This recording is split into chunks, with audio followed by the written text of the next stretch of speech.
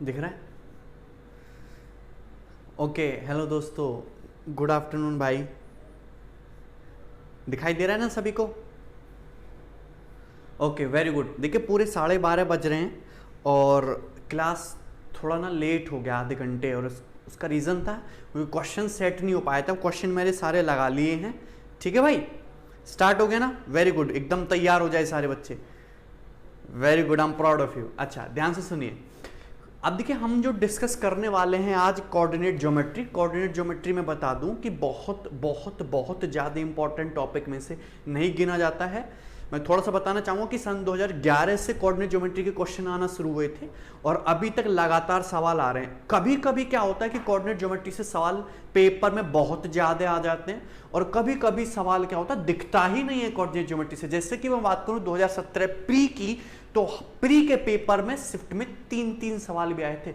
ऐसी ऐसी भी शिफ्ट है जिसमें 3-3 4-4 सवाल कोऑर्डिनेट ज्योमेट्री से बने हैं। ठीक है भाई, लेकिन वहीं पे बात करूं मैं 2017 मेंस की, तो एक सिंगल सवाल नहीं आया कोऑर्डिनेट ज्योमेट्री से। वहीं पर मैं बात करूं सीपीओ 2018 की, तो एक भी सिंगल सवाल नहीं आया कोऑर्डिनेट ज्योमेट्री से। तो सिंपल सी बात है। अब 2018 का जो है, ये जो भी चल रहा है उसका प्री होने वाला है, तो उसमें चांसेस हैं कि ना तो मेंस में सवाल दिखा है, नहीं सीपीओ 2018 में सवाल दिखा है। तो इसमें चांसेस हैं पूरे के पूरे आपका कोऑर्डिनेट ज्योमेट्री से क्वेश्चन बनने के। कोऑर्डिनेट ज्योमेट्री से बहुत ज्यादा टिपिकल क्वेश्चन नहीं बनते हैं। वेरी गुड भाई, ठीक है। 2011 इंजीनियरिंग स्टूडेंट हो, सही है ना?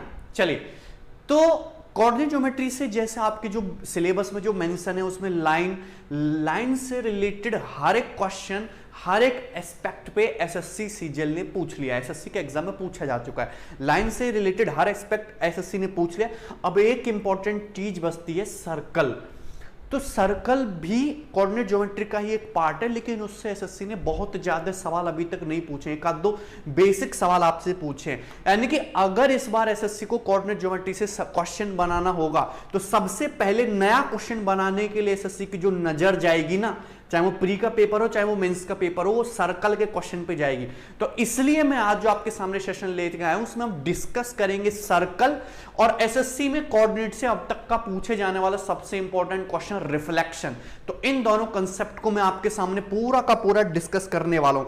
एसएससी की मैं पहले बोलता हूं भैया कि लाइन से रिलेटेड हर एस्पेक्ट एसएससी में पूछा जा चुका है। ना मेरे पास कोई नई बात है बताने के लिए और ना ही पेपर में कोई बहुत ज्यादा नया सवाल बनेगा। केवल एक ही एस्पेक्ट बचता है आपका, सर्कल। सर्कल वैसे तो बहुत बड़ा टॉपिक है अपने आप में, लेकिन मैं बात कर रहा हूं कोऑर्डिनेट ज्योमेट्री के हिसाब से। तो जो बेसिक एसएससी लेवल के हिसाब से क्वेश्चन बनेंगे सर्कल के, वो मैं डिस्कस करूंगा आपके सामने। ठीक है, क्लियर है ना? एकदम ठीक है। चलिए, तो ये एकदम नई और डिफरेंट चीज होगी आपके लिए और जो मैं आपको शॉर्टकट बताऊंगा। मैंने कुछ यहां पे मेथड्स तैयार किए हैं, 2-3 सवाल ही, इससे ज्यादा बाहर सवाल आने की फिलहाल अभी तक तो उम्मीद नहीं है एसएससी सीजीएल में। तो ध्यान से समझेंगे सर्कल, ठीक है। तो ज्योमेट्री और कोऑर्डिनेट ज्योमेट्री का एक कॉम्बिनेशन होगा। मुझे बताइए कि सर्कल यानी कि वृत्त की परिभाषा क्या है? तो सर्कल एक ऐसे बिंदु का लोकस है जिसके फिक्स्ड पॉइंट से दूरी बराबर होती है। जैसे कि मैं आपके सामने ये खींच दूं कोऑर्डिनेट एक्सिस, मैंने आपके सामने कोऑर्डिनेट एक्सिस खींचनी है, x axis, y axis, positive x axis, negative x axis. ये बात सभी को पता है, आप सभी लोगों को पता है कि सर्कल एक ऐसे पॉइंट का लोकस है जिसके फिक्स्ड पॉइंट से दूरी बराबर होती है और इस फिक्स्ड पॉइंट को कहते हैं सर्कल का सेंटर। तो अगर मैं इस प्लेन में, XY प्लेन में एक सर्कल कुछ इस तरीके से खींचूं तो सर्कल आपका कुछ इस तरीके से खिंच जाएगा, ये सर्कल हो गया। और यहां पे सर्कल का जो सेंटर होगा वो क्या होगा? मूल बिंदु, ओरिजिन होगा 0-0। मूल बिंदु ओरिजिन होगा 0-0। अगर मैं सर्कल की सरकमफेरेंस पे कोई पॉइंट ले लूं तो ये पॉइंट हो गया P, और ये पॉइंट P एक रैंडम पॉइंट है, तो इसके कोऑर्डिनेट XY है, वेरिएबल्स। क्लियर है ना? तो यानी कि सर्कल जो है पॉइंट P XY का उसका लोकस है जिसके एक फिक्स्ड पॉइंट यानी कि ओरिजिन से दूरी बराबर है यहां पर। और ये जो फिक्स्ड दूरी है यही क्या है? सर्कल की रेडियस है, स्मॉल r। बोलो हाँ, आई लव यू टू भाई, ठीक है। स्टूपिड सा नेट स्लो हो गया तो शेयर करो, हर बच्चे के पास वीडियो पहुंची चाहिए। जो 3-4 ट्रिक मैं बना के आपके सामने बताऊंगा उसी से क्वेश्चन बनने की उम्मीद है 100%। क्लियर है ना? ठीक है, चलिए सिंपल सी बात है। तो अगर मैं यहां पे ये सेंटर और ये तुम्हारा सर्कल पे एक पॉइंट P, अगर इनके बीच की दूरी निकालू तो बीच की दूरी निकालने का फॉर्मूला सभी को पता है कि क्या हो जाएगा, x माइनस 0 का whole square plus y minus 0 का होल स्क्वायर बराबर कितना हो जाएगा आपके सामने r स्क्वायर। बोलो कोई डाउट है भाई? मैंने दो पॉइंटों के बीच की दूरी निकाली तो under root of x minus 0 square plus y minus 0 square बराबर r स्क्वायर किया तो ये बनेगा। दैट मींस इस सर्कल की जो इक्वेशन आई वो हो जाएगी x square plus y square बराबर r स्क्वायर। इस सर्कल की जो इक्वेशन आई वो हो जाएगी x square plus y square equal to r square, जहां पे r क्या है सर्कल की रेडियस, r क्या है इस सर्कल की रेडियस है स्मॉल r, और इस सर्कल का जो केंद्र है वो ओरिजिन होगा। दैट मींस कौन सा पॉइंट होगा, 0,0।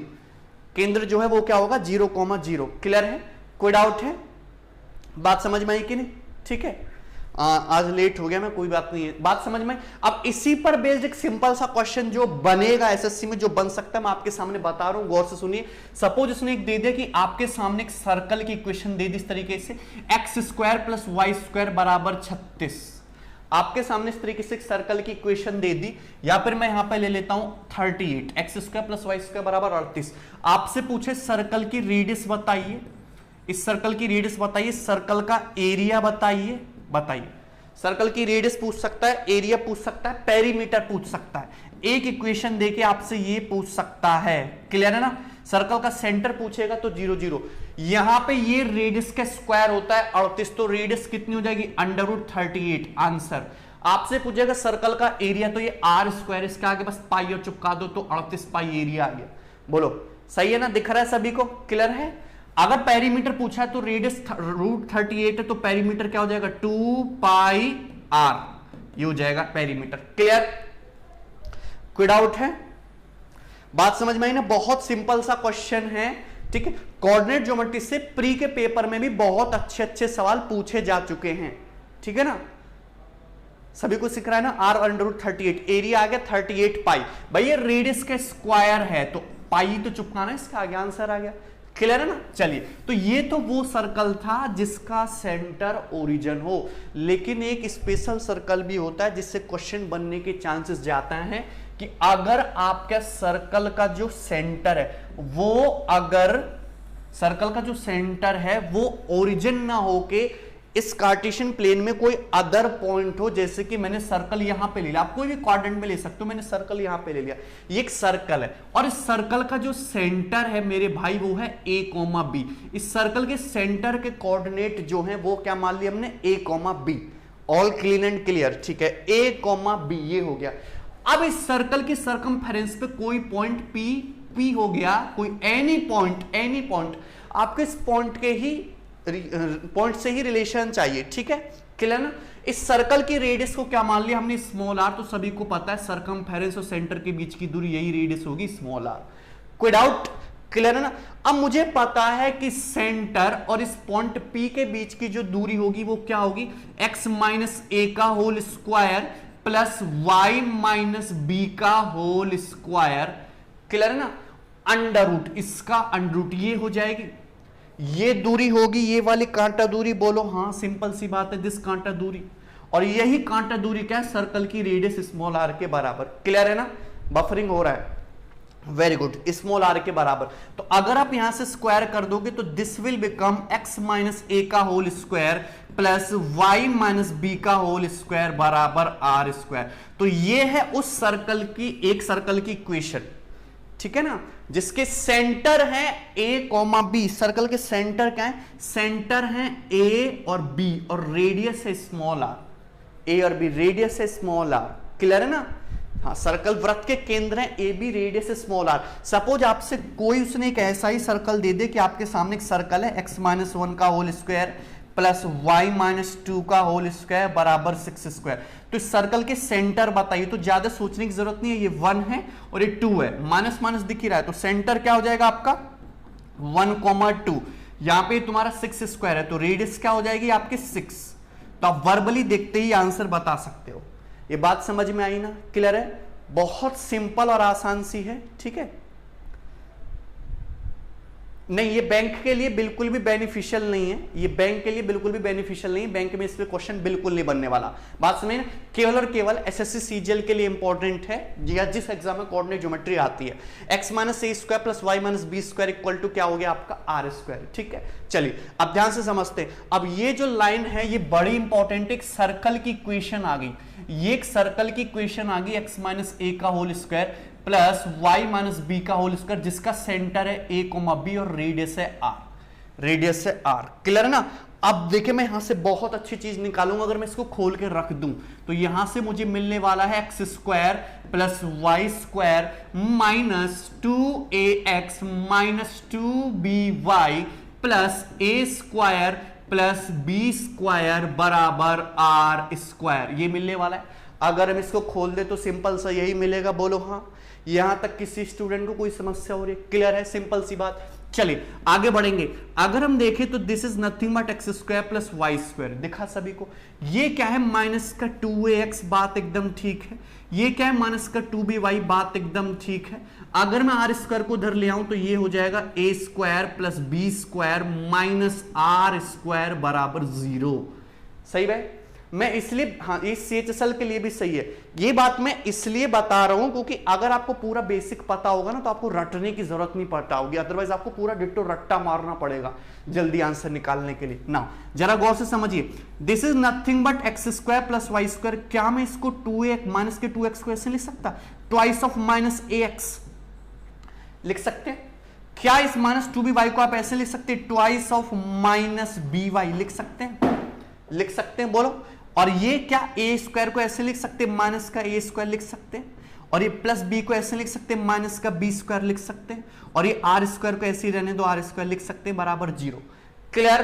कोई डाउट हो रहा है इसमें किसी भी स्टूडेंट को? जरा मुझे बताइए कि ये तो तुम्हारा X square as it is, ये Y square as it is. मैं यहां पे इस बात को माइनस ए को यहां पे लिख देता हूं जी, तो 2gx। क्लियर? यहां पे ये माइनस बी को लिख देता हूं मैं f, तो 2fy। ये आपने 11th 12th में पढ़ा होगा और आपको बात पता हो। और इस मसाला को, इस पूरे मसाले को मैं लिख देता हूं c, तो प्लस का c बराबर 0। तो ये है standard form of a circle.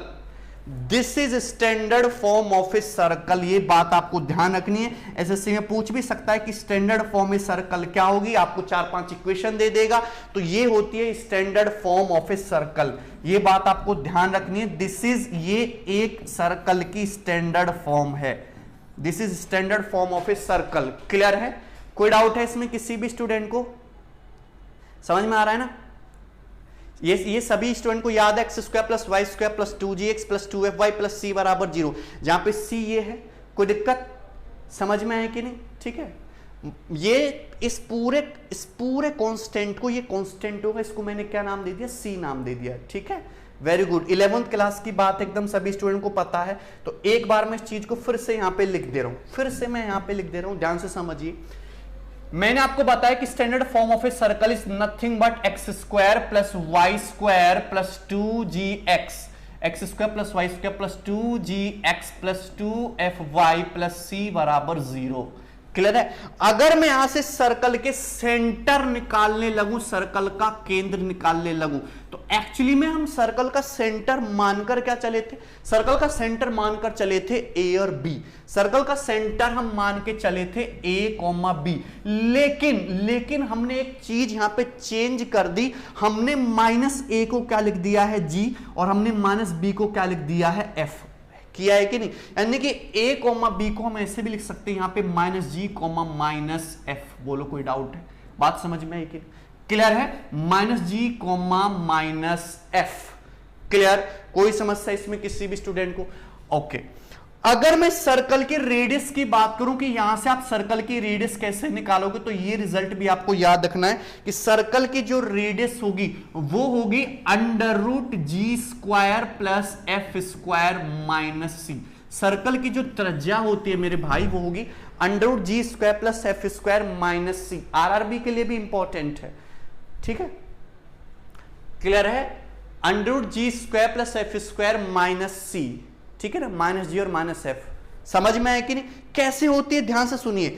मैंने ये जो कांस्टेंट है इसी को सी माना था, ये जो कांस्टेंट है माइनस का ए स्क्वायर प्लस माइनस का बी स्क्वायर माइनस का आर स्क्वायर, इसी को सी माना था, इसी को सी माना था। माइनस ए स्क्वायर का मतलब जी स्क्वायर, ये एफ स्क्वायर, ये आर स्क्वायर, माइनस का आर स्क्वायर। तो यहां पे मैं देख सकता हूं कि मैंने कोने में क्या लिखा हुआ, पीछे मैंने लिखा हुआ है G square plus F square minus are square, इसी को क्या माना था मैंने, सी माना था। बोलो हाँ, this is nothing but g square plus F square minus are square, हमने इसी को सी माना था। क्लियर है ना। तो अगर मैं यहां से आर स्क्वायर निकालने लगता तो क्या आता, G square plus F square minus C, यानी कि सर्कल की रेडियस आप डायरेक्टली निकाल सकते हो under G square plus F square minus C. बोलो कोई डाउट। तो ये सर्कल की रेडियस निकालने का तरीका, और कहां से ये निकल के आया वो मैंने आपको समझा दिया। वेरी गुड, ठीक है, एकदम क्लियर है। देखिए कुछ ना कुछ पेपर में नई चीजें हर साल इंट्रोड्यूस होती हैं। प्रोबेबिलिटी से सवाल आया, नई चीज है। परमुटेशन कॉम्बिनेशन से सवाल आया, नई चीज है। रिफ्लेक्शन आया, नई चीज है। हिस्टोग्राम आ गया, मीन मीडियन सांख्यिकी के सवाल इसमें आने लगे, नई चीज है। बाइनरी कन्वर्जन तक आया, बाइनरी कन्वर्जन तक, ये नई चीज है। ठीक है, तो ये सब चीजें नई नई हैं जो एकदम आने के चांसेस हैं पेपर में। क्लियर है ना। लाइन से रिलेटेड सारी चीजें पूछी जा चुकी हैं, केवल सर्कल बाकी है। तो सिंपल सा था, ये आ जाएगा G square plus F square minus are square बराबर सी। बताइए यहां तक किसी स्टूडेंट को कोई डाउट एक बार मुझे कमेंट करके बता दो, सही है ना। ठीक है, क्लियर है।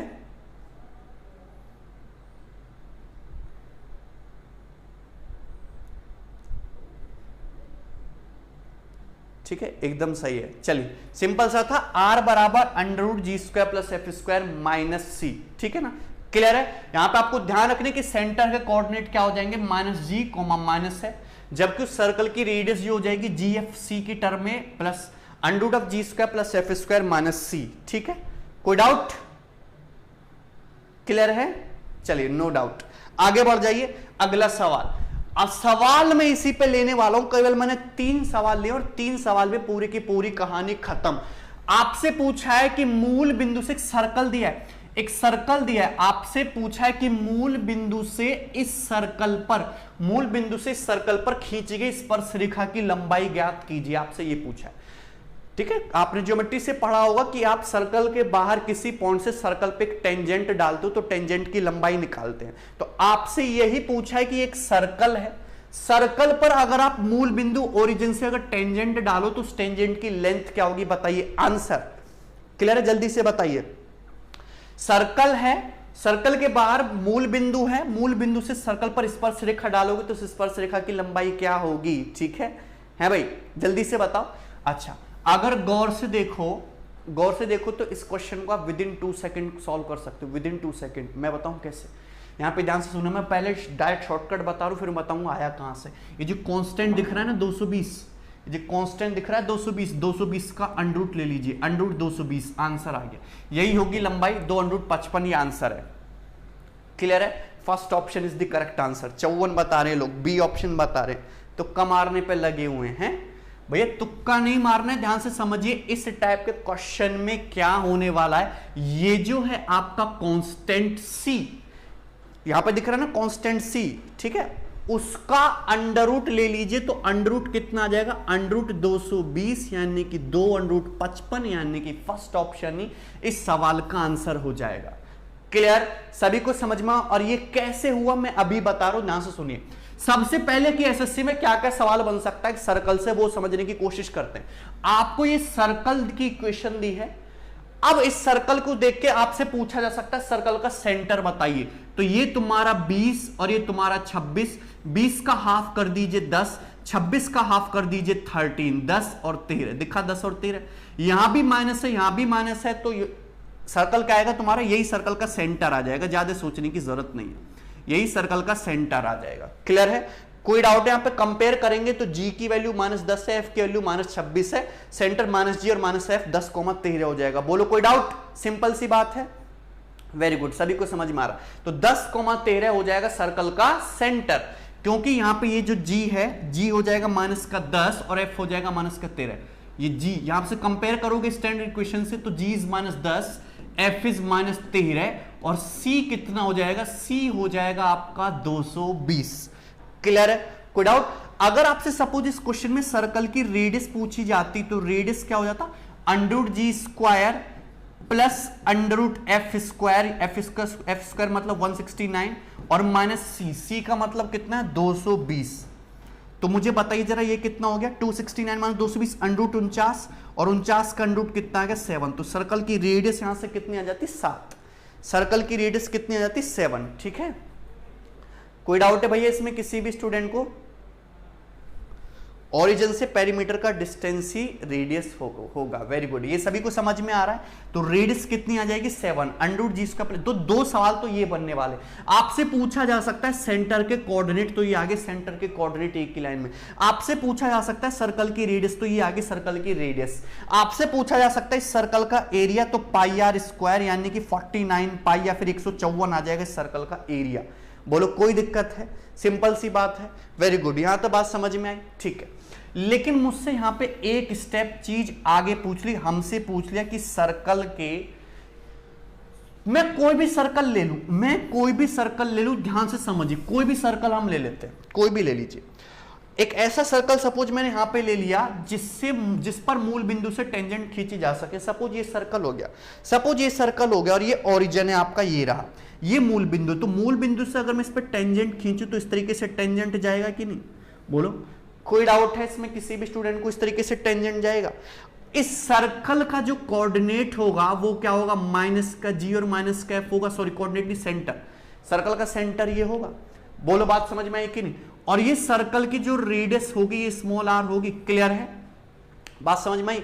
और ये एंगल कितने डिग्री का होगा, 90 डिग्री का होगा। ये बात समझ में आई कि नहीं? कि टेंजेंट और रेडियस के बीच में हमेशा कितने डिग्री का एंगल होता है, 90 डिग्री का एंगल होता है। तो this angle is 90 degree.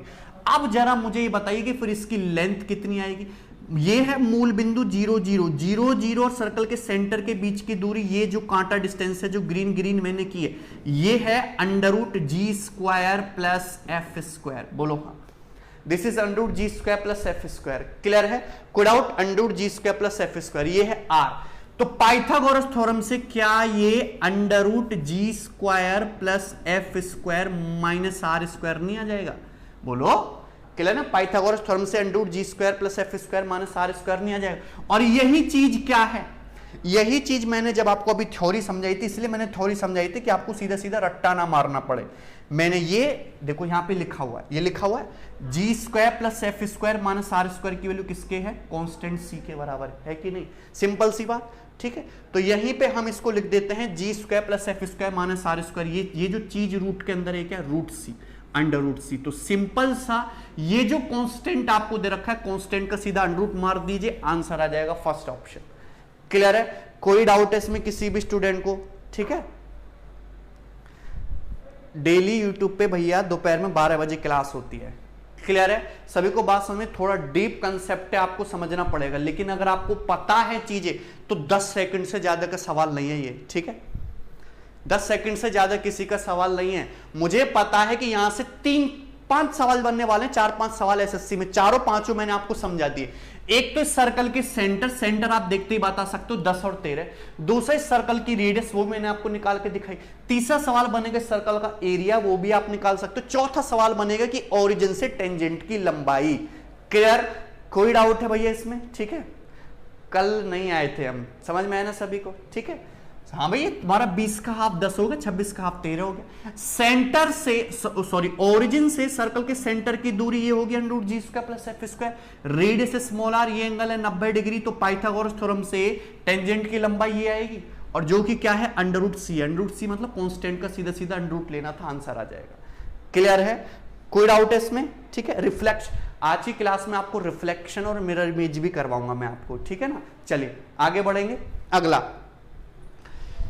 Yes, next question करके दिखाना है। टोटल 3 ही सवाल आपको सर्कल से पढ़ने, से ज्यादा आपको पढ़ने की जरूरत नहीं है। ठीक है ना? चलिए, रिफ्लेक्शन पे भी क्वेश्चन में कराऊंगा। ठीक है, अगर सेंटर का डेसिमल में नहीं आएगा। ठीक है, चलिए इधर देखिए, find the equation of circle passes through point 8,9 and also touches both the positive coordinate axis. आपको उस सर्कल की इक्वेशन बतानी है जो 8,9 पॉइंट से पास करता है और दोनों की दोनों पॉजिटिव कोऑर्डिनेट एक्सिस को टच करता है। दोनों पॉजिटिव कोऑर्डिनेट एक्सिस को क्या करता है, टच करता है। ठीक है, क्लियर है? कोई डाउट है भैया इसमें? सभी स्टूडेंट को समझ में आ रहा है ना? तो भैया मुझे ये बताइए कि देखिए आप इस सवाल को ऑप्शन से भी कर सकते हो। जब क्वेश्चन में साफ साफ बोल रहे कि सर्कल जो है 0.89 से पास करता है, तो आप ऑप्शन से सेटिस्फाई करा लीजिए कि कौन सी ऐसी इक्वेशन है जो 8-9 से पास कर रही है, वो ही आपका आंसर हो जाएगा। इसमें रख कर देख लीजिए जो 8-9 से पास कर रहा है। दूसरा तरीका मैं अगर आपको इसको कंसेप्चुअली बताना चाहूं तो मुझे ये बताइए कि सपोज ये आपके हो गए एक्सिस, ये होगी आपकी एक्सिस। आपको सर्कल के कोऑर्डिनेट बताने हैं जो दोनों पॉजिटिव एक्सिस को टच करता है, मतलब इस तरीके से होगा सर्कल। ये देखिए पॉजिटिव एक्सिस को भी टच कर रहा है, पॉजिटिव वाई एक्सिस को भी टच कर रहा है। तो इस केस में मुझे बताइए कि सर्कल का सेंटर अगर यहां पे है, अगर सर्कल का सेंटर अगर यहां पे, तो मुझे बताइए जो सर्कल की रेडियस अगर स्मॉल आर है, तो क्या सर्कल के सेंटर के कोऑर्डिनेट आर कोमा आर नहीं होंगे? मैं कंसेप्चुअली बता रहा हूं, कंसेप्चुअली ध्यान से सुनिए। अगर यहां पे ये तुम्हारा आर आर है, अगर सर्कल की रेडियस स्मॉल आर है, तो सर्कल के सेंटर के कोऑर्डिनेट क्या स्मॉल आर कोमा आर नहीं होगा? ये बात आपको ज्योमेट्री में पता होनी चाहिए थी। क्यों? क्योंकि ये एंगल भी 90 डिग्री का होगा, ये एंगल भी 90 डिग्री का होगा, तो ये small r comma small r. Clear? सभी को बात समझ में आई ना? ठीक है, तो अगर इस सर्कल की मैं इक्वेशन लिखना चाहूं तो सर्कल की जो इक्वेशन होगी क्या, वो x माइनस आर का square plus y minus r का होल स्क्वायर बराबर आर स्क्वायर नहीं होगी? क्लियर? कोई डाउट है? सर्कल की जो इक्वेशन होगी, मैं पूरा कंसेप्चुअली बता रहा हूं। ठीक है भाई, x माइनस आर का whole square plus y minus r का होल स्क्वायर बराबर आर स्क्वायर होगी सर्कल की इक्वेशन। ठीक बात है? समझ में आ रहा है ना? लेकिन क्वेश्चन मुझे एक बात दी है कि सर्कल 0.8 और 9 से पास करता है। अगर सर्कल 0.8 और 9 से पास कर रहा है, तो यानी कि 8 माइनस आर का whole square plus 9 minus r का होल स्क्वायर किसके बराबर होना चाहिए? आर स्क्वायर के बराबर होना चाहिए। ये बात समझ में आई? क्लियर है? कोई डाउट? ठीक है, अब यहां पे अगर आप इसको फर्दर आगे सॉल्व करने लगे तो क्वाड्रेटिक बन जाएगी, और क्वाड्रेटिक सॉल्व करने का कोई मतलब नहीं बनता। मैं हमेशा अवॉइड करता हूं क्वाड्रेटिक सॉल्व करना। आप हमेशा उसको हिट एंड ट्रायल से बनाइए। अगर हिट एंड ट्रायल से देखोगे तो आप देखते ही बता सकते हो कि यहाँ पे आर की वैल्यू 5 है, क्योंकि यहाँ पे ट्रिपलेट सेट किया गया 3 4 5 का। 5 एक हो गया, 8 माइनस 5 3 का स्क्वायर, 9 माइनस 5 4 का स्क्वायर बराबर 5 का स्क्वायर। क्लियर है ना? तो यानी कि सर्कल की जो रेडियस है वो कितनी आ गई? 5। अगर सर्कल की रेडियस 5 आ गई तो सर्कल के सेंटर के कोऑर्डिनेट भी 5,5 होंगे, और सर्कल की रेडियस भी 5 होगी। तो वो सर्कल कौन सा होगा? ये दिख रहा आपके सामने, क्योंकि यहीं पे सर्कल के सेंटर के कोऑर्डिनेट 5,5 है। डी ऑप्शन आंसर था, डी। ठीक है,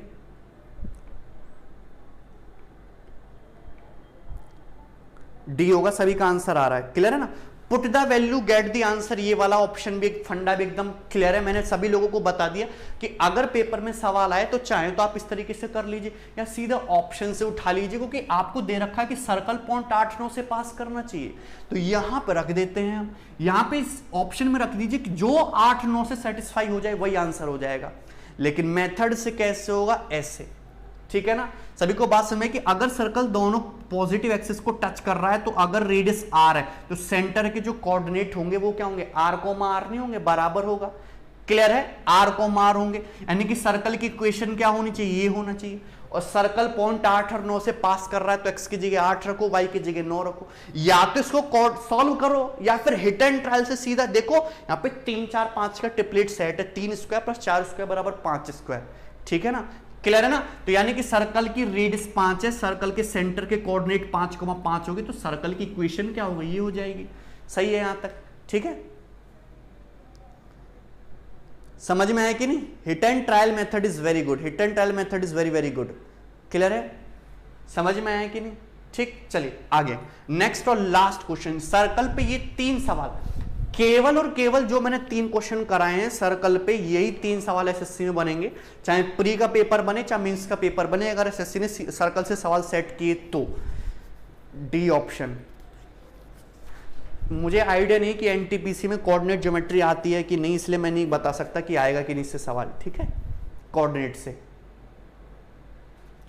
5 हिट एंड ट्रायल से आएगा भाई। ठीक है ना? चलिए लास्ट सवाल। आपके सामने 2 सर्कल दिए, एक सर्कल ये है और दूसरा सर्कल ये है। आपके सामने 2 सर्कल दिए हुए, दिख रहे हैं दोनों सर्कल। आपको इन दोनों सर्कलों की बताने है कि कॉमन टेंजेंट कितनी होगी, total number of common tangent, उभयनिष्ठ स्पर्श रेखाएं कितनी होंगी।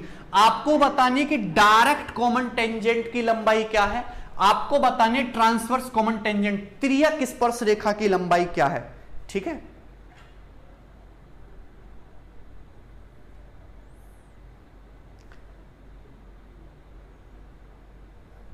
अरे ठीक है ना,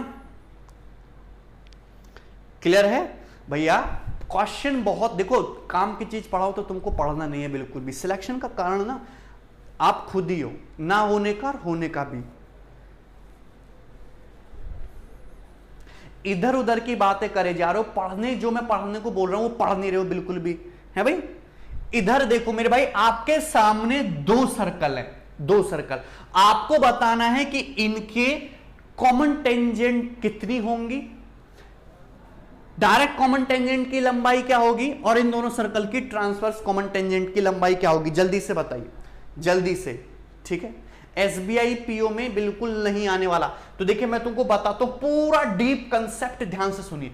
अगर ये सर्कल है तो मुझे बताइए कि यहां से सर्कल को देखते इसके सेंटर के कोऑर्डिनेट क्या हो जाएंगे, 6 का आधा 3 और 8 का आधा 4, लेकिन यहां पे माइनस का 3 और ये साइन रिवर्स कर देंगे प्लस का 4, तो ये हो जाएंगे सर्कल के सेंटर के कोऑर्डिनेट। क्लियर है ना, कोई डाउट, सिंपल सी बात। इसको देख के बताइए कि सर्कल के सेंटर क्या होगा, सर्कल का सेंटर क्या होगा, 10 का आधा 5, 38 का आधा 19, माइनस का प्लस, साइन रिवर्स हो गया। तो दोनों सर्कल के सेंटर अब हमको मिल गए। मुझे चाहिए दोनों सर्कल की रेडियस। अगर मैं सर्कल की रेडियस निकालने लगूं, अगर मैं इस वाले सर्कल की रेडियस निकालूं तो रेडियस क्या आएगी, √g² plus f² minus c, यानी कि 9 प्लस 16, और ये माइनस का c करोगे तो प्लस का 24 हो जाएगा। 25 प्लस 24 49/2, 7 यूनिट। तो अगर पहले वाली सर्कल की रेडियस निकालो तो 7 यूनिट आई, इसकी रेडियस निकालो, इस वाले सर्कल की रेडियस कितनी आएगी, तो √g² plus f² minus c, 5 का स्क्वायर 25, 19 का स्क्वायर मेरे भैया 361, और c माइनस करोगे 286, यही आएगी कि नहीं। क्लियर है, तो ये कितना बन जाएगा आपका 100 का √10, तो इसकी रेडियस आ गई 10 यूनिट। हमने क्या किया, हमने कुछ भी नहीं किया, हमने दोनों सर्कल के सेंटर निकाल लिए फट। ठीक है, समझ में आया कि नहीं, और हमने दोनों सर्कलों के सेंटर रेडियस निकाल ली। ऐसा मैंने क्यों किया, अभी समझ में आएगा। अगर सपोज मैं आपके सामने दो सर्कल बनाऊं तो दो सर्कल इस तरीके से होंगे, सपोज दो सर्कल आपके इस तरीके से होंगे, सही है, थोड़ा ज्योमेट्री का भी नॉलेज होना चाहिए। तो अगर यहां पे सर्कल के कोऑर्डिनेट -3,4 हैं और दूसरे सर्कल के सेंटर के कोऑर्डिनेट 5,19 हैं, तो ये हो गए दोनों सर्कल, हो गए दोनों सर्कल। अगर हम इन दोनों सर्कल के सेंटर, ये जो सेंटर के बीच की दूरी निकालें, अगर हम दोनों सर्कल के सेंटर के बीच की दूरी निकालें तो सेंटर के बीच की दूरी क्या आएगी, ये मुझे बताना। दो पॉइंटों के बीच की दूरी कैसे निकालते हो, दो पॉइंटों के बीच की दूरी कैसे निकालते हो, तो आप कहेंगे कि ये 5 - 3 यानी कि 8 का स्क्वायर, दोनों सर्कल के सेंटर के बीच की दूरी, और 19 - 4 यानी कि 15 का स्क्वायर। 8, 15, 17 ट्रिपलेट होता है, तो दोनों सर्कल के सेंटर के बीच की दूरी क्या आएगी, 17। बोलो हाँ। तो आपसे तीसरा सवाल ये बन सकता था, पहला सवाल कि दोनों सर्कल के केंद्रों के बीच की दूरी बताइए, तो आंसर क्या हो जाएगा, 17। क्लियर, बात समझ में आई कि नहीं। ठीक है, आगे वाला वीडियो आगे देखेंगे, पहले इसको देखिए, थ्योरी देखेंगे तभी समझ में आएगा। तो दो सर्कल है, इसका सेंटर -3, 4, इसका सेंटर 5,19, दोनों सेंटर के बीच की दूरी निकाली तो दोनों सेंटर के बीच की दूरी कितनी आई, 17 आ गया। तो दोनों सेंटर के बीच की दूरी 17 आ गई। अब मुझे बताइए इस वाले सर्कल की रेडियस कितनी है, 7, और इस वाले सर्कल की रेडियस कितनी है, 10। तो अगर मैं यहां पे ध्यान से देखूं कि एक सर्कल की जो रेडियस है R1 वो है 7, दूसरे सर्कल की जो रेडियस है R2 वो है 10, तो यहां पे मुझे एक चीज बड़े ध्यान से देखने को मिली कि दोनों सर्कल के सेंटर के जो बीच की दूरी है d, वो दोनों सर्कल की रेडियस का सम है। दोनों वृत्तों के केंद्रों के बीच की दूरी, दोनों वृत्तों के केंद्रों के बीच की दूरी दोनों वृत्तों की रेडियस का समय, यानी कि d बराबर क्या है, R1 प्लस R2। तो यहां से एक बात मुझे समझ में आई, वेरी वेरी इंपॉर्टेंट, कि दोनों सर्कल एक दूसरे को एक्सटर्नली टच कर रहे हैं। अगर आपको थोड़ी बहुत ज्योमेट्री आती है तो आपको पता होगा कि अगर दो सर्कल एक दूसरे को एक्सटर्नली टच करते हैं तभी उनके सेंटर की जो बीच की दूरी होती है वो उनकी रेडियस का सम होती है। अगर ये r1 है ये r2 है तो इनके सेंटर के बीच की दूरी इनकी रेडियस का सम होगी। दैट मींस दोनों सर्कल एक दूसरे को बाह्य स्पर्श करेंगे, बाहर से प्यार करेंगे, झूठ मूठ का दिखावा। क्लियर है? कोई डाउट है इसमें किसी भी स्टूडेंट को? सिंपल सी बात समझ में आई। अगर दोनों सर्कल एक दूसरे को क्या कर रहे हैं, एक्सटर्नली टच कर रहे हैं, that means transverse common tangent तो खींचना पॉसिबल ही नहीं है, तो इसकी लंबाई आ गई 0। ये बहुत कंसेप्चुअल और जबरदस्त क्वेश्चन है, प्री में भी बनने लायक है, ठीक है, और मेंस में भी बनने लायक है। 3 सवाल मैक्सिमम, इससे ज्यादा करने की जरूरत नहीं है। सिंपल सा भाई, दोनों सर्कल के हमने सेंटर निकाले, दोनों सर्कल की हमने रेडियस निकाली, सेंटर के बीच की दूरी कितनी आई 17, आपके सामने दिख रहा है। रेडियस का सम भी कितना है 17, यानी कि दोनों सर्कल एक दूसरे को एक्सटर्नली टच कर रहे हैं, बाह्य स्पर्श कर रहे हैं। क्लियर है ना? तो आपसे एक सवाल पूछा जा सकता कि दोनों सर्कल क्या करते हैं, तो ये एक्सटर्नली टच कर रहे हैं, यस कर रहे हैं। क्लियर है ना? अगर दोनों सर्कल एक्सटर्नली टच कर रहे हैं तो टेंजेंट कितने टाइप से खींचेंगी? 2 तो हो जाएंगी डायरेक्ट कॉमन टेंजेंट इस तरीके से, और 1 हो जाएगी इस तरीके से। तो केवल कितनी टेंजेंट पॉसिबल होंगी कॉमन? 3 टेंजेंट पॉसिबल होंगी, 3। तो इस सवाल का आंसर था 3। मैंने एक सवाल में 3 सवाल आपको बना के दी, जिससे कि पूरा कंसेप्ट क्लियर हो जाए। सवाल टुकड़ों में पूछा जाएगा, पूरा एक सिंगल सवाल नहीं पूछा जाएगा। क्लियर? सभी को बताओ कितने लोगों को मजा आया और समझ में आया ये चीज? ठीक है, क्लियर है ना? डायरेक्ट कॉमन टेंजेंट की लेंथ अभी निकालेंगे। तो मैं यहाँ पे कितने सवाल बताए? 5 सवाल मैंने आपको बताया एक सिंगल क्वेश्चन में। दोनों सर्कल के सेंटर, दोनों सर्कल की रेडियस का सम तो आया 17, दोनों सर्कल के सेंटर के बीच की दूरी भी 17, यानी कि दोनों सर्कल बाह्य स्पर्श कर रहे हैं। अगर दोनों सर्कल एक्सटर्नली टच कर रहे हैं तो ट्रांसवर्स कॉमन टेंजेंट की लंबाई 0। 2 टेंजेंट कितनी खींचेंगी कॉमन? 3 खींचेंगी। 4-5 सवाल हो गए। आगे देखो लास्ट सवाल, अगर आपको डायरेक्ट कॉमन टेंजेंट निकालना है, DCT जिसको बोलते हैं, तो डायरेक्ट कॉमन टेंजेंट का फॉर्मूला आप लोगों ने रटा हुआ होगा। क्या होता है? √d² माइनस में यहाँ पे लिख दूं क्या फॉर्मूला? आपको ये भी नहीं याद होगा, अब तो सब भूल भाल गए। d² minus r1 minus r2 का होल स्क्वायर ही होता है फॉर्मूला। ठीक है ना? डायरेक्ट कॉमन टेंजेंट की लंबाई निकालने का। d कितना है? 17, 17 का स्क्वायर 289। r1 माइनस r2 कितना है? 3, 3 का स्क्वायर 9, तो 289 माइनस 9 कितना हो जाएगा? √280। √280 यानी कि डायरेक्ट कॉमन टेंजेंट की जो लंबाई हो जाएगी दोनों सर्कल की, वो हो जाएगी √280। क्लियर है? आवाज में जहर है। Concept of slope, concept of slope के लिए पूरी क्लास चलेगी भाई। देखिए स्लोप पे बहुत ज्यादा सवाल एसएससी ने बना दिया, हर एक टाइप का वेरिएशन करके एसएससी क्वेश्चन बना चुका है, तो वहां से कोई नया सवाल बनने की उम्मीद कोई है नहीं। सब पुराने घिसी पिटी चीजें, आप 2017 प्री के भी सवाल लगा लोगे तो मोर देन सफिशिएंट है। मैं आपको वो चीज सिखा रहा हूं यहाँ पे जो एक्सपेक्टेड है। अब जो नई चीज पेपर में अचानक से आती है और जो आपको परेशान करती है, जो आप नहीं कर पाते। Got it? सभी लोगों को समझ में आया? वेरी गुड, जबरदस्त। ये हर स्टूडेंट के लिए नहीं है, ये मात्र 100 में से 2 या 3 स्टूडेंट को सिखाने के लिए, क्योंकि 2-3 स्टूडेंट इस चीज को समझेंगे, बाकी तो सब मजे लेंगे। सही बात है? क्लियर है ना? मैंने आपको यहाँ पे 5-6 सवाल एक क्वेश्चन में करके दिखाए, सभी को क्लियर होना चाहिए। ठीक है? ट्रांसवर्स कॉमन टेंजेंट तो तब खिंचती है ना जब सर्कल दूर दूर हो, इस तरीके से त्रियक, और जब चुपा के जाएंगे सर्कल प्यारी करने लगेंगे तो फिर लड़ाई कैसी? त्रियक कुछ बचेगा ही नहीं। ठीक है ना? त्रियक तुम्हारी क्या हो जाएगी? 0 हो जाएगी। Good out? क्लियर है ना? सवाल का स्क्रीनशॉट ले लो, सभी लोग जो भी हैं सवाल का स्क्रीनशॉट ले सकते हैं। मजेदार है, गजब। ठीक है? देखिए जब आप ऐसे बोल दो तो बढ़िया लगता है। ठीक है, चुप रहो। क्लियर है भाई? ठीक है, यस। देखिए 100 में से 2 स्टूडेंट को ही सिखाना चाहता था मैं ये चीज। अब ये जो चीज है ये सबके लिए, रिफ्लेक्शन का कंसेप्ट हम समझने वाले। और एक चीज तो मैंने ऐसी ली थी जो आपके लिए एकदम नई थी, अब ये चीज जो है इससे सब लोग परिचित हैं, लेकिन मैं आपको एक टेक्निक, ऐसा कंसेप्ट, एक ऐसा तरीका बताना चाहता हूं। अब इसको आप शेयर कर सकते हो वीडियो को। मैंने अभी तक शेयर करने के लिए नहीं बोला, क्यों? क्योंकि वो हर किसी के लिए चीज थी नहीं। रिफ्लेक्शन प्री 2017 के पेपर में लगभग हर शिफ्ट में सवाल पूछा गया। टोटल 43 शिफ्ट में से 20 शिफ्ट में तो सवाल है ही रिफ्लेक्शन का। तो हर एक पैटर्न से जितने भी तरीके से रिफ्लेक्शन का क्वेश्चन बन सकता है आपके सामने, इमेज का क्वेश्चन बन सकता है, वो मैं लेके आऊंगा। आपको कुछ नहीं करना, मैं एक आपको ऐसा तरीका दिखाऊंगा कि आपको बस क्वेश्चन पढ़ना है और आंसर मार्क करना और आगे बढ़ जाना है। आपको जस्ट क्वेश्चन पढ़ना है, आंसर मार्क करना और आगे बढ़ जाना। ज्यादा से ज्यादा पढ़ने की कोशिश करिए, ठीक है। चलिए, रिफ्लेक्शन के टोटल 8-9 टाइप के क्वेश्चन है, 8-9 पैटर्न ही आपको ध्यान में रखने, इसी से क्वेश्चन बनेगा, ठीक है। प्री का हर एक वेरिएशन मैंने यहां पे कवर किया है, ठीक है ना। ऑसम, मजा आ रहा है। चलिए ध्यान से। अच्छा, रिफ्लेक्शन होता क्या है? सुबह आप लोग शीशा में अपना चेहरा देखते हो, ठीक है ना।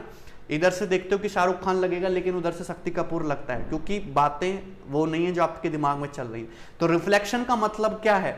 रिफ्लेक्शन का मतलब ये हो गया, क्या समझाएं, कि जैसे ये एक वस्तु है, ये एक ऑब्जेक्ट है, और यहां पे लगा दिया मैंने शीशा, ये शीशा लगा दिया बीच में, तो इस ऑब्जेक्ट का जो मिरर इमेज है वो यहां पे आएगा, आएगा कि नहीं?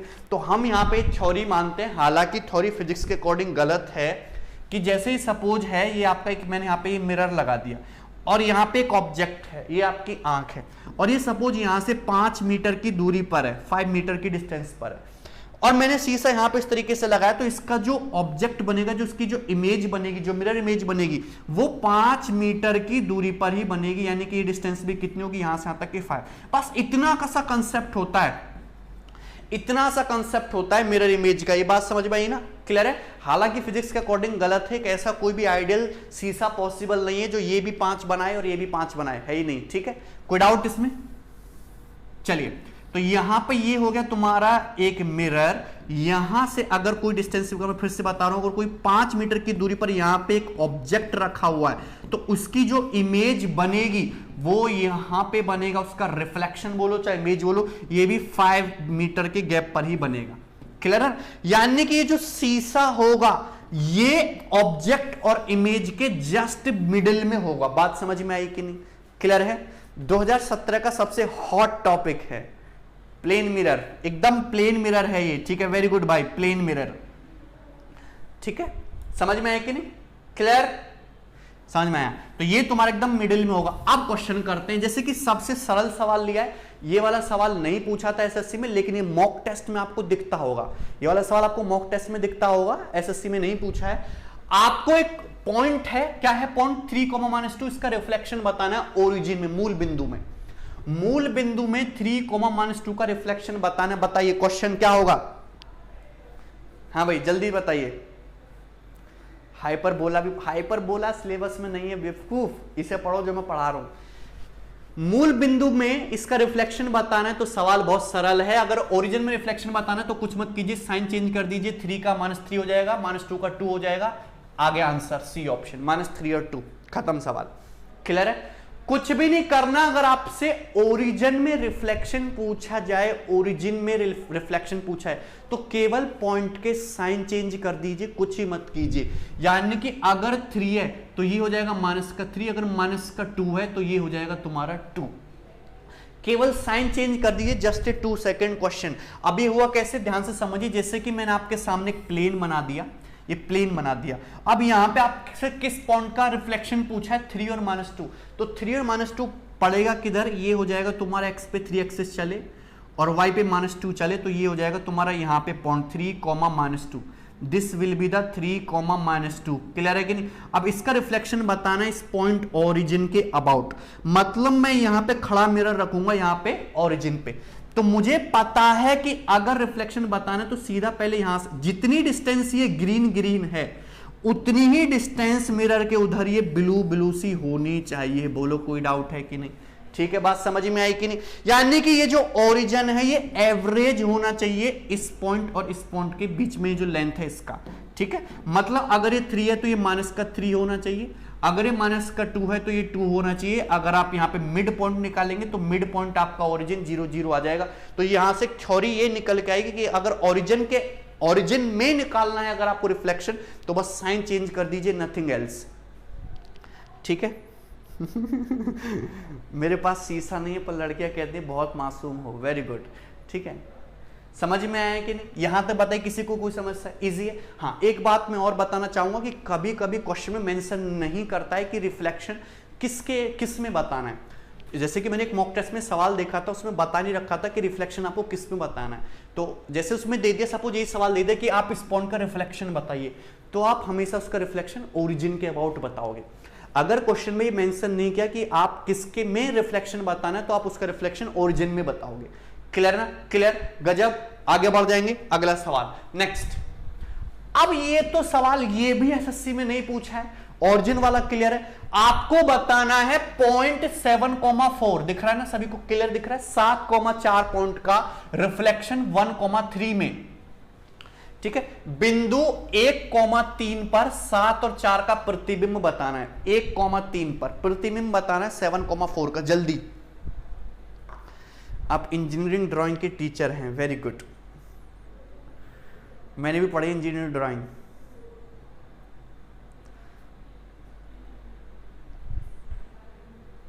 ठीक है, हाँ। और इसमें ओरिजिन नहीं, फिक्स्ड पॉइंट बोल दिया। फिक्स्ड सिंगल पॉइंट में आपको बताना है, गर्दा उड़ा देंगे यूपी और बिहार में, ठीक है।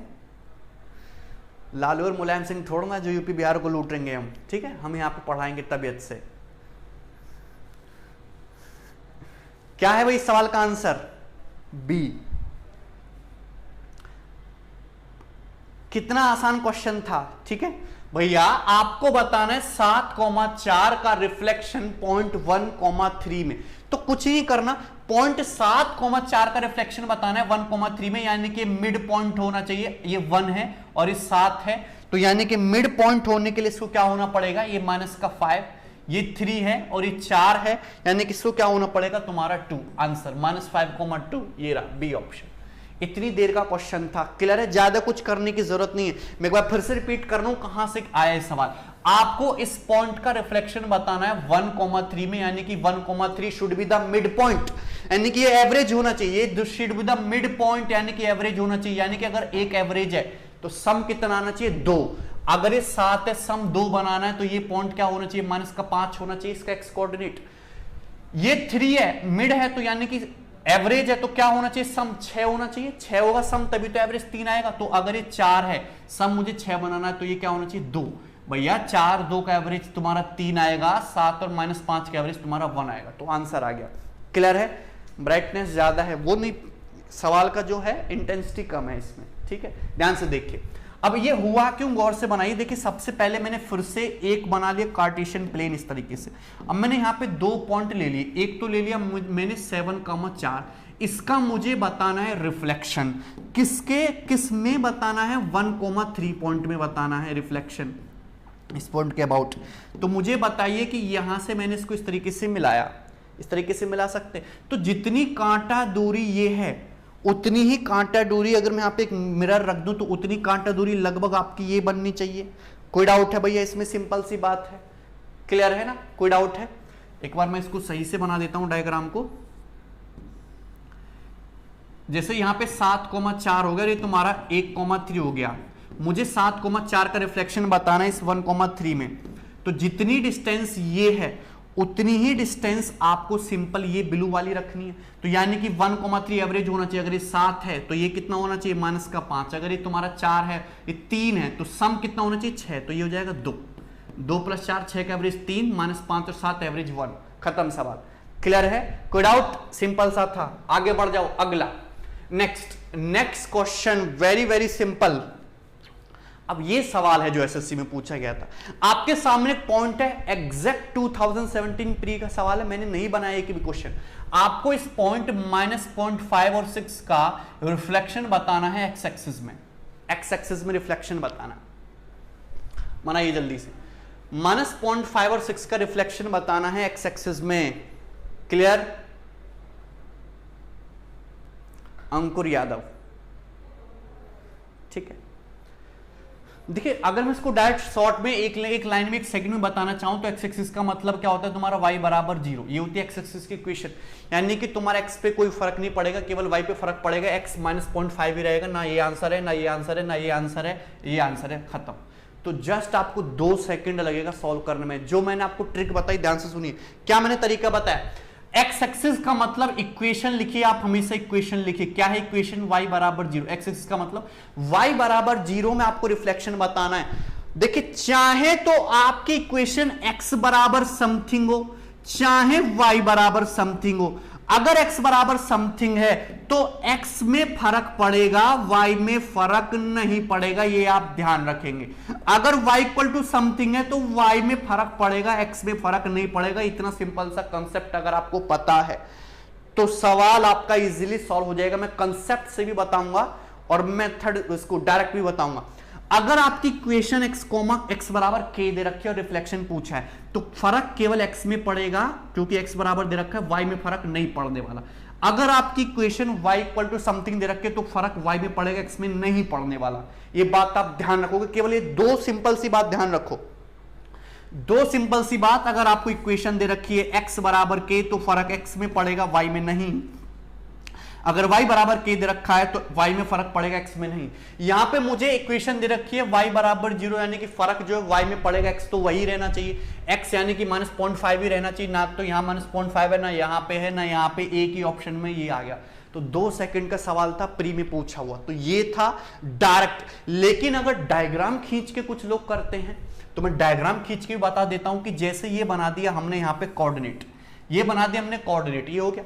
आपको इस एक पॉइंट का रिफ्लेक्शन बताना है एक्स एक्सिस में, तो एक्स एक्सिस क्या है तुम्हारा? एक्स एक्सिस ये हो गया, एक्स एक्सिस हो गया आपका ये हो गया एक्स एक्सिस। अब देखिए पॉइंट क्या है, पॉइंट है -0.5 और 6। पॉइंट क्या है? -0.5 और 6, यानी कि तुम्हारा -0.5 इधर चला जाइए और यहाँ पे ये हो जाएगा -0.5 और 6, ये हो जाएगा ना पॉइंट। इस पॉइंट का रिफ्लेक्शन बताना है एक्स एक्सिस में। तो मुझे बताइए भैया कि जितनी डिस्टेंस आपकी एक्स एक्सिस से ये है उतनी ही सेम डिस्टेंस आपकी मिरर इमेज में यहाँ पे रिफ्लेक्शन में नीचे बन जानी चाहिए, सेम डिस्टेंस। यानी कि बताइए क्या एक्स पे कुछ फर्क पड़ा? नहीं ना, ये तो -0.5 ही रहा। लेकिन अगर ऊपर +6 है तो नीचे वाई में भी क्या हो जाएगा? -6 नहीं हो जाएगा? -0.5 और ये कितना हो जाएगा? -6। ठीक, कोई डाउट? अब देखिए मुझे पता है कि यहां पे ये बात समझ में आई ना, क्लियर है, मजा आ रहा है ना, वेरी गुड, ठीक है। अच्छा, अगर आपको पूरा भी निकालना तो पूरा भी निकाल सकते हो कि x तो -0.5 ही रहेगा, ये y कितना है? 6। फर्क किस में पड़ेगा? y में। फर्क किस में पड़ेगा? y में। यहां y कितना है? 6। मुझे इस इक्वेशन में बताना है रिफ्लेक्शन, यानी कि this should be the mid point, y equal to 0 should be the mid point. अगर 0 मिड पॉइंट बनाना ये 6 है तो ये क्या होना चाहिए? फिर -6 होना चाहिए। 6 - 6 मिड पॉइंट 0। क्लियर, खत्म, सिंपल सा, वेरी गुड, ठीक है। ज्यादा डरो मत। अब कुछ स्टूडेंट कह रहे कि अगर y एक्सिस पे होता तब क्या होता? ये रहा y एक्सिस का सवाल, अगला ही आपके सामने, जल्दी से बनाइए फिर से। 2017 प्री का question, 2017 pre as it is कौन करेगा? आपको इस पॉइंट का रिफ्लेक्शन बताना है y एक्सिस में। इस पॉइंट का रिफ्लेक्शन y एक्सिस में, आपको इस पॉइंट का रिफ्लेक्शन बताना है y एक्सिस में। करेंगे जल्दी से, ठीक है। क्लियर कंसेप्ट, समझ में है कि नहीं?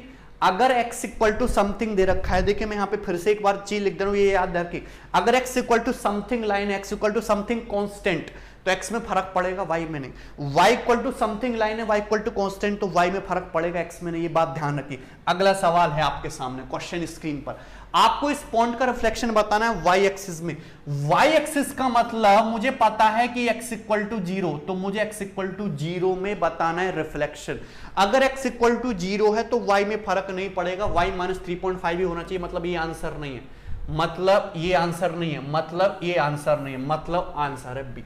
यार यहां तो मुझे कुछ करना ही नहीं पड़ रहा है, तो ऐसे ही आंसर आ जा रहा है बी फटाक, कुछ सोचना नहीं। जब मुझे पता है कि अगर रिफ्लेक्शन x इक्वल टू 0 में निकालना है तो y कोऑर्डिनेट तो चेंज ही नहीं होगा पॉइंट का, तो y तो -0.35 ही रहना है। एक ही ऑप्शन में दे रखा है, यही आंसर एज इट इज सवाल है, मैंने नहीं बनाया बी, कुछ करना ही नहीं, ठीक है कि नहीं। अगर डायग्राम से देखना चाहते हो तो मैं वो भी बताऊंगा, ध्यान से समझिए। जैसे कि ये हो गया आपके सामने, ये हो गया, क्लियर है ना? गौर से सुनिए भैया। इन द लाइन y एक्सिस, ये होगी y एक्सिस। इस y एक्सिस में बताना है आपको रिफ्लेक्शन। पॉइंट क्या है? 2, -0.35। x पे 2 चलेंगे, y पे -0.35 चलेंगे, तो ये हो गया।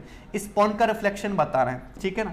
अब मुझे ये बताइए कि अगर y एक्सिस से दूरी यहां पर ये है, कितनी है? 2, तो यहां भी ये दूरी ही -2 हो जाएगी, यानी कि -2, और ये तो तुम्हारा -3.5 एज इट इज रहेगा। क्लियर है कि नहीं? अगर ये +2 गए हो तो इस साइड कितना चला जाओगे? -2। ये रहा आंसर बी। इतना करने की जरूरत थी क्या डायग्राम बनाने की? वर्बली हो जाएगा। आगे बढ़ जाओ, अगला ले लेते हैं। ठीक है ना। What is the reflection of point, मैंने हर एक वेरिएशन लिया एक ऑर्डर में, ये वीडियो रहेगा, ठीक है।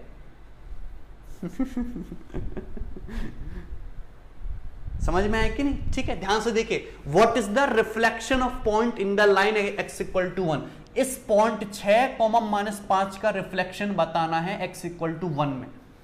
6,-5 का रिफ्लेक्शन बताना है। जहर मुस्कान सर, वेरी गुड।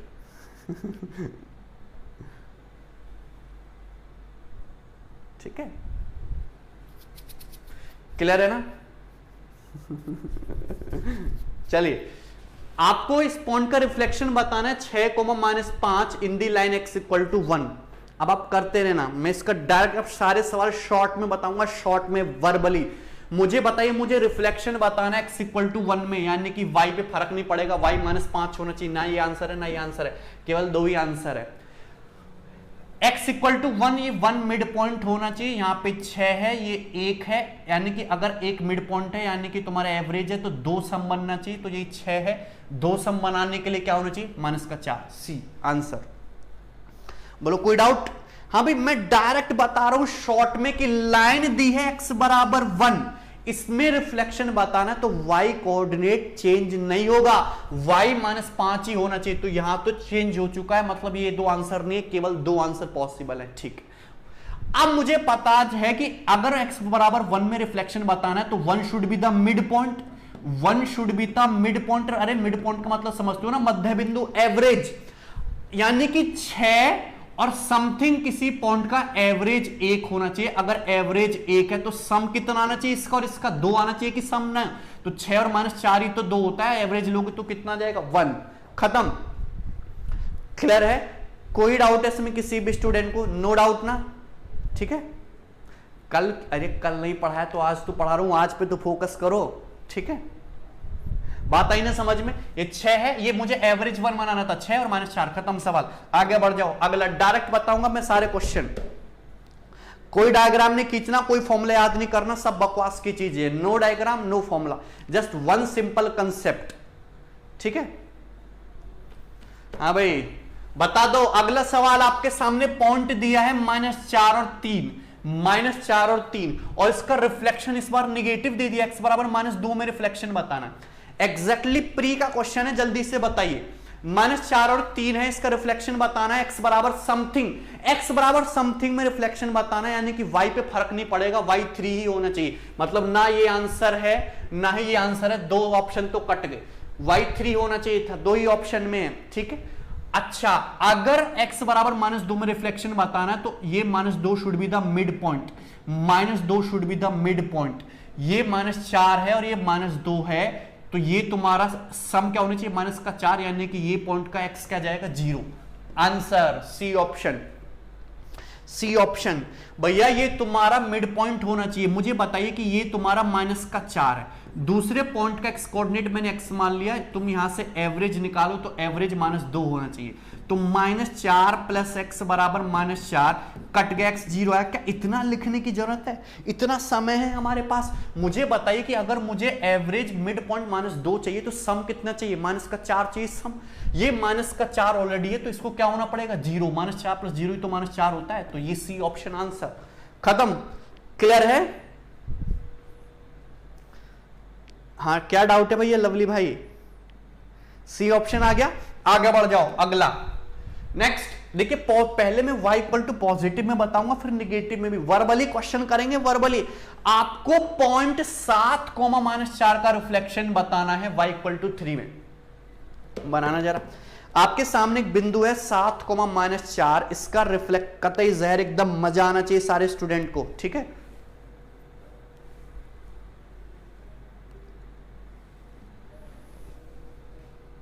ठीक है, हाँ जल्दी से, आपको पॉइंट 7, -4 का रिफ्लेक्शन बताना है y इक्वल टू 3 में, y इक्वल टू 3 में। जल्दी से कौन करेगा, D C बता रहे हैं 7 10। भैया मुझे बताइए कि अगर y equal to k, y equal to something में रिफ्लेक्शन बताना है, यानी कि x पे फर्क नहीं पड़ेगा, x 7 होना चाहिए। तो ना ये आंसर है ना ही ये आंसर है, दो आंसर पॉसिबल है। बात समझ में ना, क्लियर है, खत्म सवाल। आगे देखिए, मुझे पता है कि y इक्वल टू 3 में रिफ्लेक्शन बताना है, तो 3 should be the mid point, this will be the average. Sum कितना होना चाहिए? 6। y कोऑर्डिनेट का सम 6 होना चाहिए, माइनस का 4 है तो ये होना चाहिए 10। Answer C. 10 4 6 होता है, 10 और माइनस 4 6 होता है, 10 और माइनस 4 6 होता है। C option answer. कितना समय लगा? ज्यादा ज्यादा 2 सेकंड। अरे बोल दो, फोड़ दूंगा तुम्हें, जल्दी से करो। ठीक है? अरे ठीक है कि नहीं? क्लियर?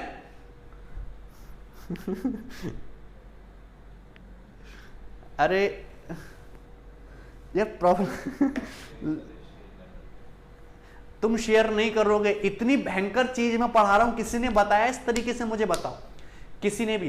कोई हर डायग्राम बनाते हैं, फंडा या रटवाते हैं। अरे एसएससी है, एसएससी के लायक पढ़ो भैया। मैं अपनी तरफ से बेस्ट चीज करने की कोशिश करता हूं। इवन मैं तो यहां तक भी बोलूंगा, जो मैं सिखाऊंगा वैसा बहुत कम लोग सिखाते हैं। ठीक है ना? बताइए जल्दी से। 1 सेकंड। Very good answer. चलो आगे बढ़ जाओ। अगला सवाल, आपको रिफ्लेक्शन बताना है 5,3 का रिफ्लेक्शन बताना है। किसमें? y इक्वल टू -4 में। 5 कोई डायग्राम बनाने की जरूरत नहीं, कोई फॉर्मूला रटने की जरूरत नहीं। I love you, I love you too भाई। ठीक है? पीडीएफ मिल जाएगा, टेंशन ना लो। बहुत मेहनत कर रहा हूं मैं। तुम मेरी 10% भी मेहनत कर लो तो एसएससी वाले घर से उठा के ले जाएंगे, इवन नासा वाले उठा के ले जाएंगे तुम्हें। ठीक है? वहां से। पर तुम करते ही नहीं। जल्दी से बनाइए यार। मैं नहीं कह रहा I am the best, best बहुत लोग हैं। बहुत लोग क्या, बहुत लोग हैं। ठीक है? मैं तो भी बहुत नीचे हूं, लेकिन मैं अपना बेस्ट ट्राई करता हूं। मैं बहुत मेहनत करता हूं। ठीक है? किसी को दिखता नहीं, आपको लगता है कि ये तो चीज ऐसी बना के आ गई है। ये जो स्टूडेंट 1 साल में इतने ज्यादा लोग मुझसे कनेक्ट हुए, किसी और से तो नहीं हो पाए इतने जल्दी। क्यों? मेरे पास, मैं कोई तांत्रिक के पास जाके उनको अपने पास तो खींच के नहीं लाया हूं ना।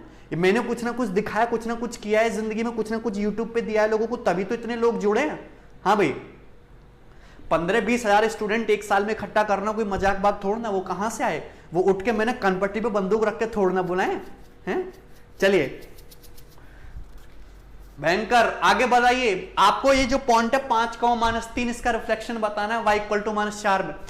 y equal to something something में रिफ्लेक्शन बताना। समथिंग शुड बी कांस्टेंट, तो x पे चेंज नहीं पड़ेगा। x 5 होना चाहिए, ना ये आंसर है ना ये आंसर है। 5 होना चाहिए, ना ये आंसर है। Answer C. खत्म। क्लियर है? Very good. अरे बात आई ना समझ में? क्लियर है ना? 5,-11 है। ठीक है? मिड पॉइंट डाउट में खत्म कर देता हूं। देखिए x पे फर्क नहीं पड़ेगा, x 5 ही रहेगा। मुझे पता है कि y इक्वल टू -4 में रिफ्लेक्शन बताना है, तो -4 should be the mid point. अगर -4 मिड पॉइंट है, एवरेज है, तो सम कितना आना चाहिए? -8 आना चाहिए सम। तो -8 आना चाहिए। 3 है तो दूसरा का y कोऑर्डिनेट -11 होगा। 3 और -11 तो -8 होता है। C option answer. क्लियर ना? आगे बढ़ जाओ। अब नया आने वाला है आपके सामने।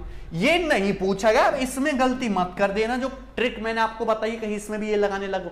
आपके सामने दिया है 0.8 और 6। आपके सामने दिया है 0.8 और 6। देखिए बहुत स्पेशल केसेस का रिफ्लेक्शन बताना है y इक्वल टू x में। y इक्वल टू x में रिफ्लेक्शन बताना है, तो y इक्वल टू कॉन्स्टेंट नहीं है यहाँ पे, ये एक लाइन है, ये एक लाइन है y इक्वल टू x। इसमें रिफ्लेक्शन बताना है 8,6 का। क्लियर है? कोई डाउट? सुनील सूद कह रहे हैं सर आपने जहर दिया सबको तब आए। तुमको भी दे दूं मैं? हाँ, बनाओ जल्दी से। क्या आंसर है? देखिए अगर आपसे इस लाइन में रिफ्लेक्शन पूछा है, 2 स्पेशल केस हैं। या तो आपसे y इक्वल टू x में पूछा जाएगा या फिर y इक्वल टू -x में पूछा जाएगा। मैंने आपको हर एक तरीके से सिखाया। मैंने आपको ओरिजिन में किसी पॉइंट के about x equal to something, y equal to something, positive में, नेगेटिव में।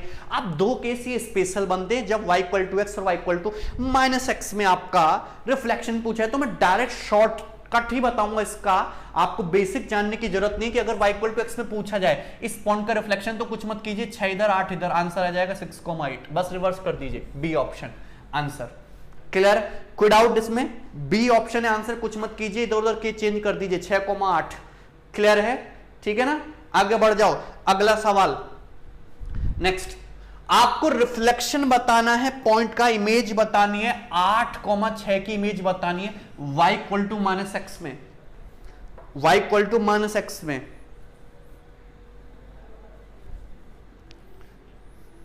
ठीक है, जस्ट उल्टा। आपको इस पॉइंट 8 का रिफ्लेक्शन बताना है y equal to minus x में।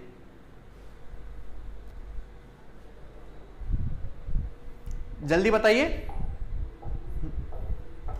देखिए अगर y equal to minus x है तो ज्यादा चेंज मत करो। देखिए ये तो रिवर्स हो रही है 6 और 8।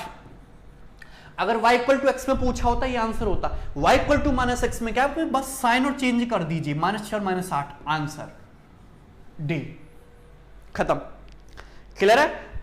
मेरे पास बहुत जहर है, चिंता मत करो, ठीक है। यहां पे देखिए मुझे रिफ्लेक्शन बताना है y equal to minus x में 0.6 और 8 का, तो पहले तो इंटरचेंज कर दीजिए। अगर y equal to minus x है तो साइन भी चेंज करना था, दोनों प्लस प्लस थे तो माइनस माइनस कर दिए मैंने, खत्म सवाल, डी ऑप्शन आंसर आ गया। चलिए अब देखिए बहुत तगड़े 2 क्वेश्चन हैं। ये क्वेश्चन कुछ ज्यादा ही कंसेप्चुअल है, ना तो ये ओरिजिन के अबाउट है, ना पॉइंट के अबाउट है, ना y इक्वल टू ना y equal to minus x है, ना y equal to something and x equal to something particular line में। और ये सवाल अभी तक एसएससी ने नहीं पूछा, और ये प्री में आया तो बहुत अच्छे लेवल का होगा, और मेंस में आया तो टुच्चे लेवल का होगा। ध्यान से समझिए, यहां पे आपको एक पॉइंट दिया है 2 और 5, एक पॉइंट दिया है 2 और 5, इसका रिफ्लेक्शन बताना है इस लाइन में, इस लाइन में इसका रिफ्लेक्शन बताना है, तो एक पर्टिकुलर लाइन में इसका रिफ्लेक्शन बताना है। इस बार आपको करना, जरा कौन करेगा, और जो इस सवाल को करेगा उसकी ये जो कोऑर्डिनेट जो है ये अच्छी है, ठीक है।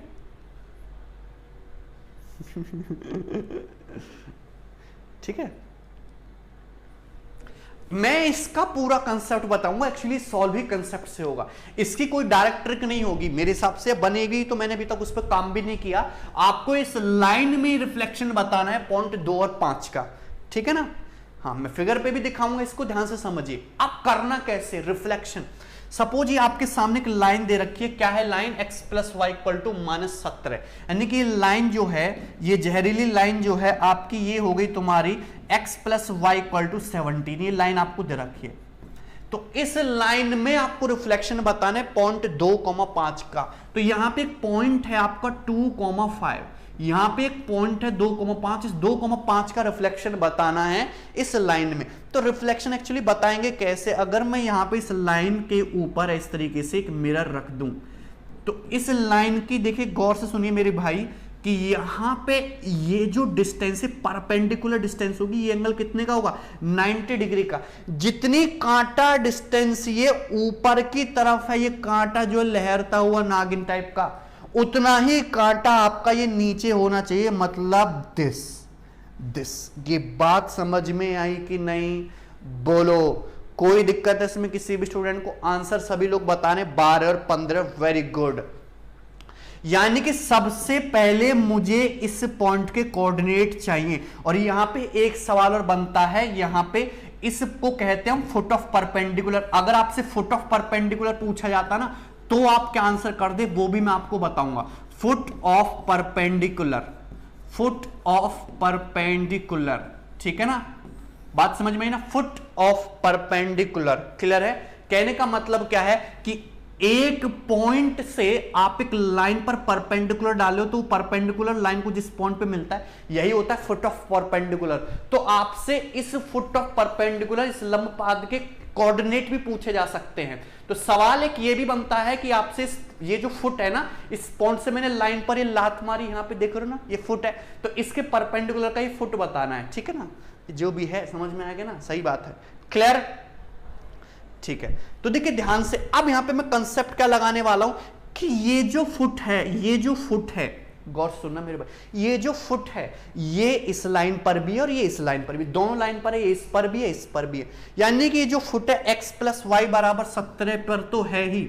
अच्छा, x प्लस वाई बराबर 17, और ये जो दूसरी लाइन है ग्रीन ग्रीन, इसके परपेंडिकुलर है, इसके परपेंडिकुलर लाइन की इक्वेशन क्या होगी, x माइनस वाई बराबर k, ये बात आपको पता होगी भैया। स्लोप नेगेटिव, स्लोप का प्रोडक्ट -1 होता है, इसका स्लोप कितना है, -1, तो इसका 1 होना चाहिए था। x प्लस वाई बराबर 17, तो इसके परपेंडिकुलर लाइन, इसके परपेंडिकुलर ये जो ग्रीन लाइन है, ग्रीन लाइन की इक्वेशन के x माइनस वाई बराबर k, बोलो सही बात है। मैं कंसेप्ट बता रहा हूं, x माइनस वाई बराबर k, ज्यादा तुक्का नहीं लगाइए भाई, ठीक है ना। चलिए क्लियर है? अच्छा, x माइनस वाई बराबर k, ठीक है बात।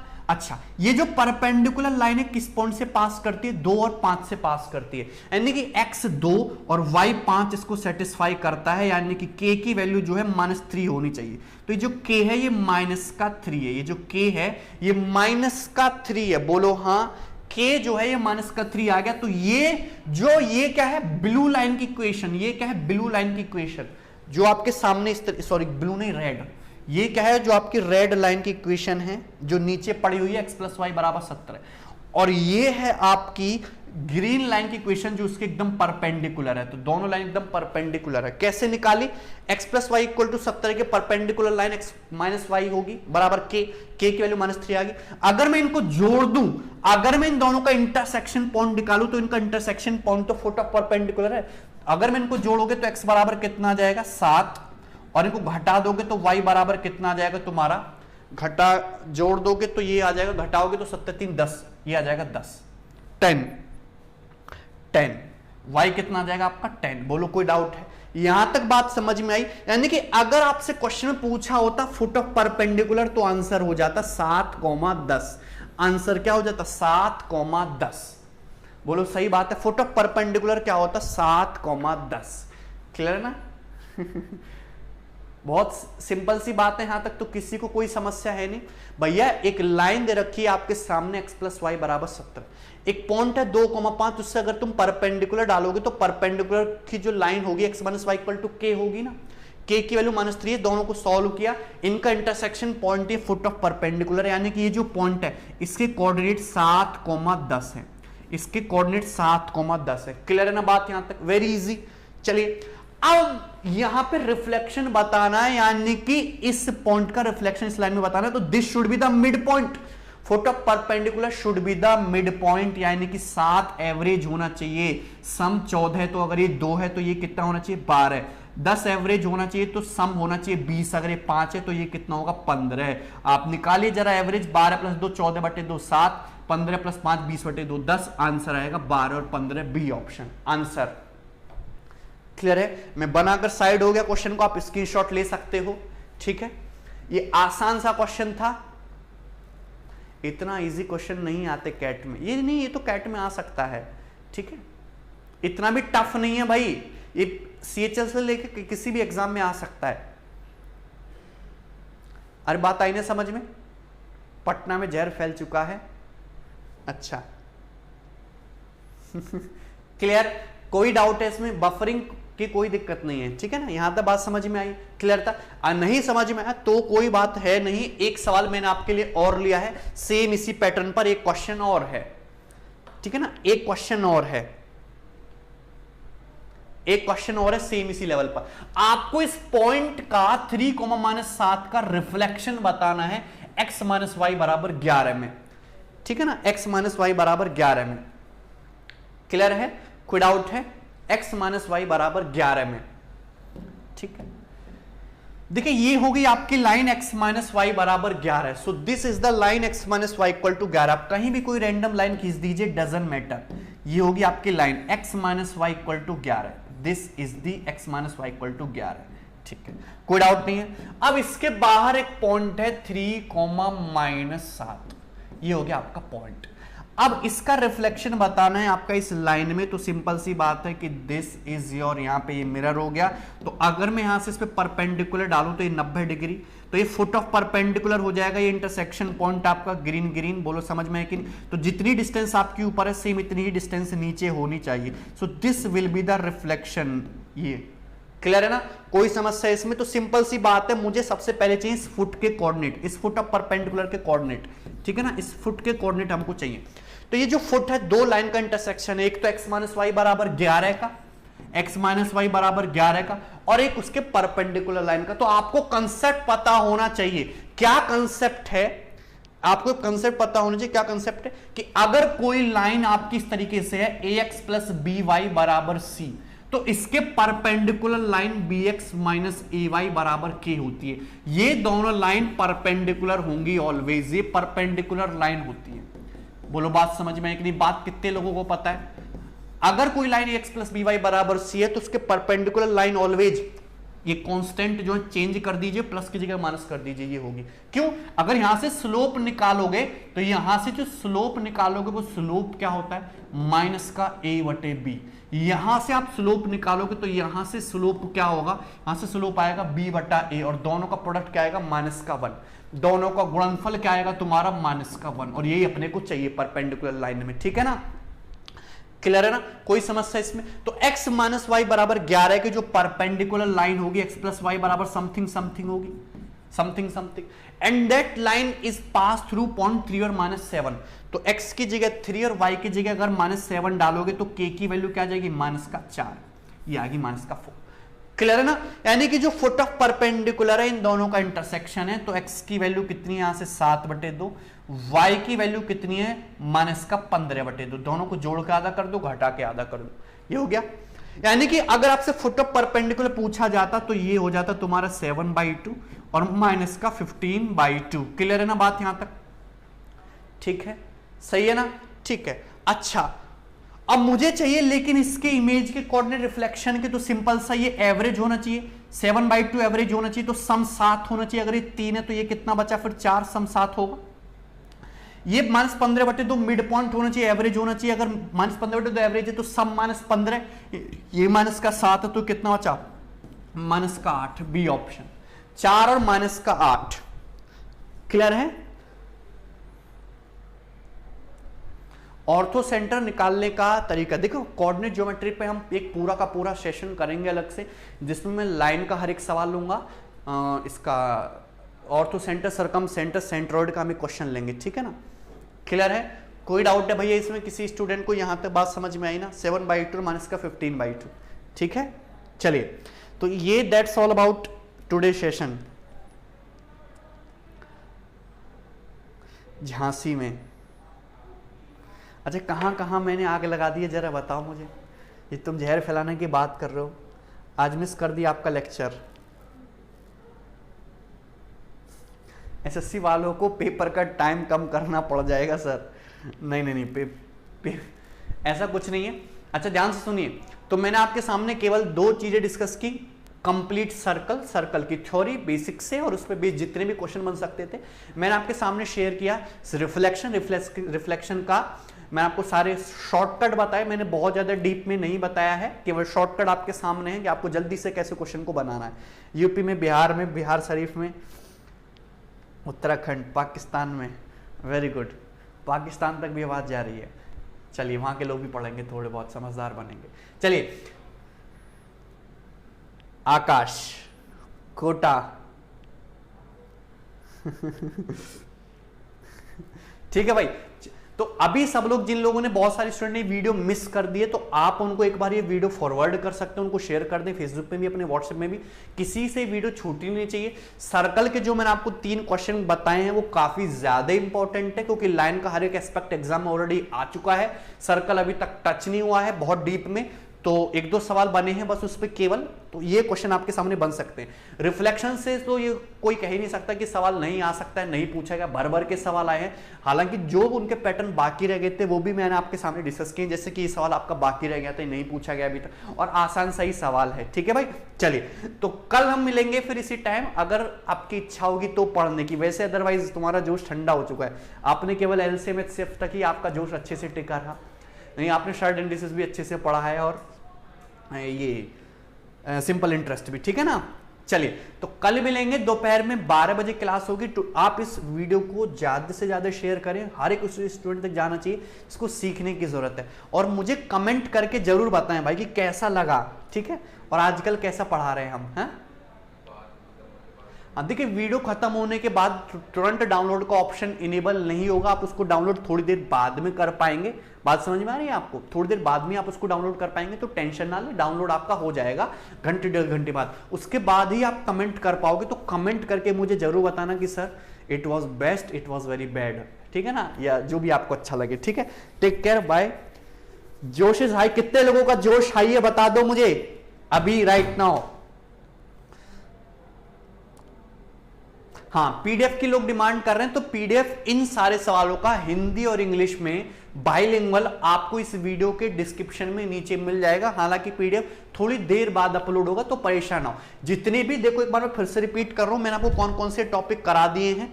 तो मैंने यहां पे आपको करा दिया है एलसीएम एचसीएफ पूरा, शर्ट्स एंड इंडिसेस मैंने आपको पूरा पढ़ा रखा है, सिंपल इंटरेस्ट मैंने आपको पूरा करा है, कंपाउंड इंटरेस्ट हमने आपको पूरा करा दिया है रिसेंटली, ठीक है।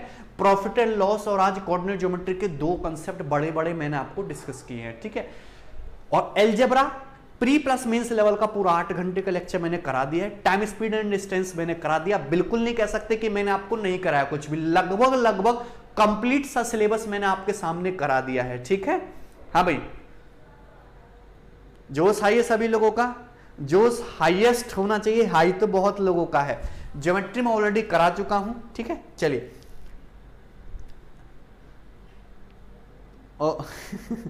कल का टॉपिक कल ही डिसाइड करेंगे, मैं शाम को आपको बता दूंगा, शाम को मिलते हैं या कल मिलते हैं हम। Take care, bye bye.